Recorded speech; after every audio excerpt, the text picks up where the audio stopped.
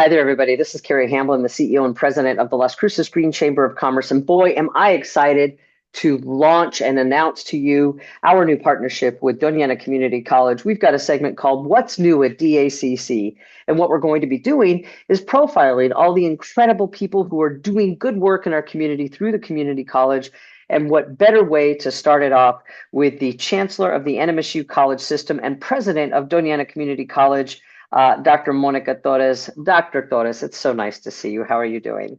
I'm doing well, Carrie. It's good to see you. Thanks for It, having me on. oh, it's so good to see you too.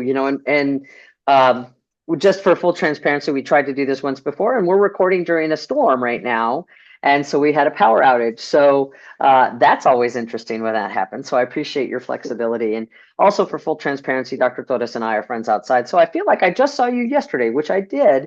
And so some of these things we're going to talk about are really just of the joy that I have of being able to speak with Dr. Torres on a social basis and understand all the incredible things that DACC is doing in our community. And so I kind of have a little bit of inside knowledge, so I'll probably sprinkle some of those things in here and there. But to start off, first and foremost, Monica, you're the chancellor of the NMSU Community College system, but president of Doña Community College.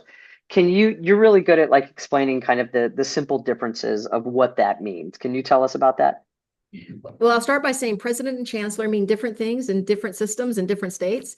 But in my particular context, as the president of Doña Community College, then I'm very specifically responsible for the college in Doña County and the 7 locations we have and the academic programs we offer and the student support services. As the chancellor of the NMSU Community Colleges, I work with the other 2 branch campuses. There's one in Alamogordo and one in Grants. And we try to coordinate our efforts to make sure that we're really meeting our community college mission in our counties, but within the context of the NMSU system.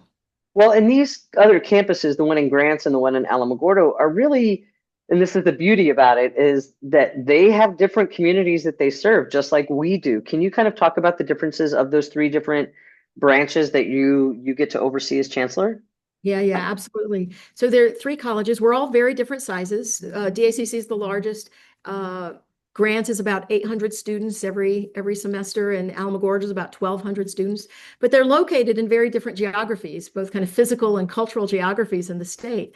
So Grants is right next to the Navajo Nation and right next to several Pueblo communities. And about 26% of their student population is Native American. Right. Alamogordo City, not very far from Las Cruces, but they're right next to Holloman. And they're also next to the Mescalero Apache Reservation and near some more rural locations. And then, of course, Doña County is not just Las Cruces and north to Hatch, but it's also south to the border. And so what's happening, for example, in the border economy really impacts who we are and how we think about what it is we need to do. And so, like, what would you say are examples of like what Grants would do? Because you and I both know, and we'll talk about this, about what the Doña Community College system offers in the community. But like, what are some of the things that you notice are different with the Grants campus and then the Alamogordo campus and then Southern New Mexico? Well, I'll say that recently, in the last few years, for example, Alamogordo has really started to focus on healthcare programs. There's a lot of needs, and a lot of needs have emerged in their community around healthcare. And so they've started to adapt some of their programming to really focus on healthcare.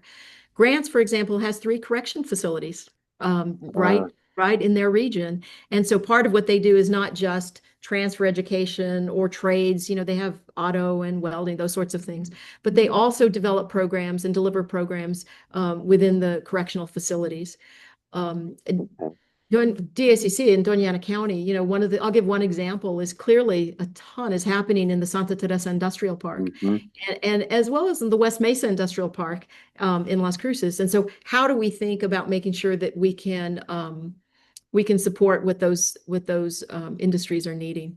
Well, and this is the thing that I love about, because community colleges have the opportunity of being really flexible and meeting the needs of the community. It's not just this standard curriculum that has to be in Grants and has to be in Alamogordo and has to be in Doña. For example, there's the Industrial Training Academy out there because of the presence of Union Pacific. And that's really kind of meeting those needs of like growing our own, which is such a big deal for our community and our culture. of not letting, young people go away because we don't have jobs for them. And so how did that arrangement come about with Union Pacific? Because that's just brilliant. It's teaching people how to do line maintenance and laser maintenance and understand about railroad systems. Actually, we've had a long relationship for many, many years with Union Pacific. They've always been very supportive of the community college, and clearly we're really interested in how they could support the southern part of the county as well. And they started to see, knowing what was going to happen in those industrial parks in that part of the county, that they were going to start to see a lot more need for people in the workforce. And so they basically approached us and said, here are the kinds of things we're seeing in the industrial park. How can you help us do that? So, Right. so that's when then we developed the Industrial Career Academy. What's very cool actually is this summer we just offered kind of a youth industrial careers academy for 25 students out of the Gadsden district. That was very, very successful. And so originally it was pitched as those for returning students, adult students, 25 and older. But our executive director said, let's see what we can do for the youth in this county. And I'm super excited about that. That was a very cool thing for her to do. That's brilliant. Well, and that's really kind of, you and I come from higher ed backgrounds, although you've done a lot of community college work when you were up in Albuquerque at CNM. Am I correct? Was it CNM? Yeah. And yet in our household, my wife and I both have advanced degrees, but there's always something that has always been really important to me is that we understand that higher ed is not necessarily the path that everybody wants to go to, and that they should have these options. And so, community colleges provide a number of things. And in our previous recording that got shut off because of a power outage, you started talking about some of the programs that are offered that are really critical right now. Can you kind of describe those? Yeah, I think I was saying that I like to play a game with myself and drive to work and look across the community and say, where is it that I can see the influence of DACC graduates, right? So when I look at construction, I know they're there. When I look at things, buildings where there has to be welding and HVAC, I know that we probably have graduates there. Yep. Can't go into the city, into any sort of healthcare environment and not find a DACC graduate, whether it's dental hygiene, dental assisting, emergency medical services, sonography, nursing. I mean, you just, graduates are everywhere in this community.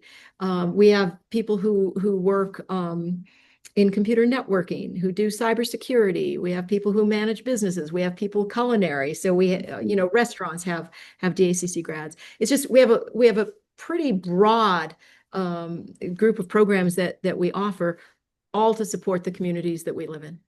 Well, and that's the thing is that, and you're talking, you had mentioned beforehand that it's called middle skills. Yeah, there's a lot of jobs in the world that require, a bachelor's degree. There are a ton of jobs in the world that do not require a bachelor's degree. They require more than a high school diploma, less than a bachelor's degree. So they're often called middle skills jobs. And there's two things. One is many people love doing that work, right? They find what it is they love. And the second thing is in many of those jobs, they can make quite good livings. Right. They can make a living for themselves and their families.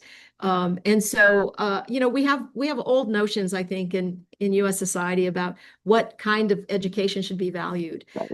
But if you can find a job that creates a good environment for you and your family, and you're happy doing it, and you make a contribution to the world we live in, Great. That's fantastic, right? Yeah. That is Yeah. fantastic. Well, and something that's surprising, and I think, there was kind of a shift, and you'd know this better than I do, but that there was like a lot of these jobs like HVAC and electrical and plumbing, they've got a kind of a higher return on investment. And when you invest in those degrees, more so than many of the 4 to 6, because it's no longer 4 years to go through college. That's just, most people are working and they're not going to make it through 4 years. But that they get actually paid better than a standard college degree. No, that's true in a lot of cases, right? I don't have the salaries right in front of me, but some folks can make really, really good salaries just coming out of an associate degree, in some cases a certificate. One of the things, the stuff I've been talking about are all kind of what we think of as conventional academic credit, degrees, credentials, but we also do a lot of short-term training. So we do a forklift training class. That's a one-day class, and there's a certification you earn. We have a truck driving academy, and we know that those folks, depending on where they go in the country, they can make really Good bucks. and that's somewhere about maybe a 16-week program. I'd have to ask, but about a 16-week program. So no, there's just a ton of things that we offer at the community college that I think are, again, beneficial to the individual and their families, individuals and their families, but are also beneficial to our community, right, and the economy that we're living in. Yeah. Well, as we finish up today, we've talked about just enrollment is usually a big challenge for any college, university, or community college. And yet we've got the Opportunity Scholarship in New Mexico that's really kind of helped. So as you're looking toward the future of Doña Community College and just the community college system, what are some of the challenges, and what do you think makes New Mexico kind of stand out to help address those challenges? Because I know it's student enrollment is a big deal across the board.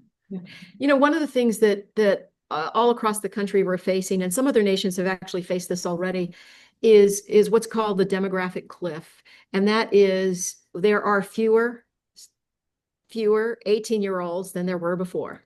And that number is declining.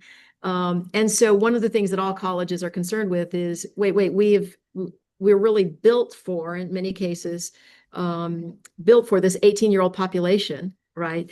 And so how do we think about enrollment? Now, community college has always been focused not just on the 18-year-olds, but the 5-year-olds, the 35-year-olds, the 45-year-olds who are looking to get a degree or certificate, or are trying to get, reskilled, right? Right. Especially after so many of them, and I know this from just my time in teaching and doing weekend colleges, these are folks who have raised families who are now going back to school to try and get a different skill or get their degree that they had to put on hold.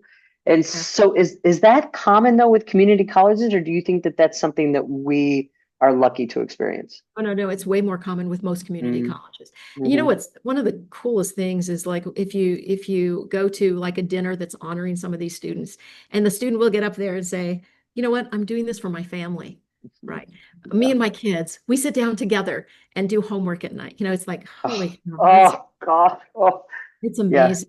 Yeah. But Carrie, we are super fortunate in this state because if you just think about operational dollars, New Mexico supports higher education at a much higher rate than most other states in the country. And so that's kind of one piece, is just that incredible support. In addition to that, you mentioned the Opportunity Scholarship and the Lottery Scholarship. Those two scholarships make college very, very affordable. They pay for most students. There are qualifications, but certainly the Opportunity Scholarship, for most students, they're paying tuition and fees. In addition to that, the state legislature has invested in nursing education, early childhood education, secondary education, social work, in those areas where we have real gaps in the state. And so if you're in one of those majors, there's just a ton of support out there for you to go to school. So we just have to be grateful every day for the work that the state has done, and particularly the legislature, and obviously with the support of governors, but in saying, we value higher education and we're going to invest in higher education. Well, we know that access to education or training helps get people out of poverty. And so, that's something. And then you start throwing in, making sure that kids get free lunches, because you don't learn if you're hungry, and all that stuff. And so that's absolutely big. One of the things I'll say, Carrie, that we've done, that the state has also invested in, is what we call wraparound services, because, there are not a small number of students in New Mexico, both across the state, actually, who are housing and food insecure. And so almost every institution has wraparound services defined to help those students find those resources, because you can't learn. You said it. You can't learn if you're hungry. You can't learn if you're unhoused. Yeah. Well, I know that you and I could talk about this all the time, and we have a tendency of doing that. you more so with my wife than with me, but we know what we're doing and uplifting each other and the good work that's being done in the community. So I'm really grateful that we've had this time to be able to talk, and looking forward to learning more about your faculty and staff who are running incredible programs that are really beneficial to the community. So I'm getting excited about learning more about the people that you get to work with every day. So I really appreciate Yep. that you're doing this. Thank you, Carrie. Thanks to the Green Chamber. We look forward to the partnership. Yeah. So you're going to hear what's new at DACC. It's going to be the first Tuesday of every month, and we'll be profiling folks who are doing great work at Doña Community College in our community. And so you'll be able to find more of that information on our website and also on our social medias. And we're really grateful. So thank you again, Monica. It's always a pleasure. I know that you've got another appointment to get to, so we will see you soon for sure. Thank you. All righty. Bye-bye.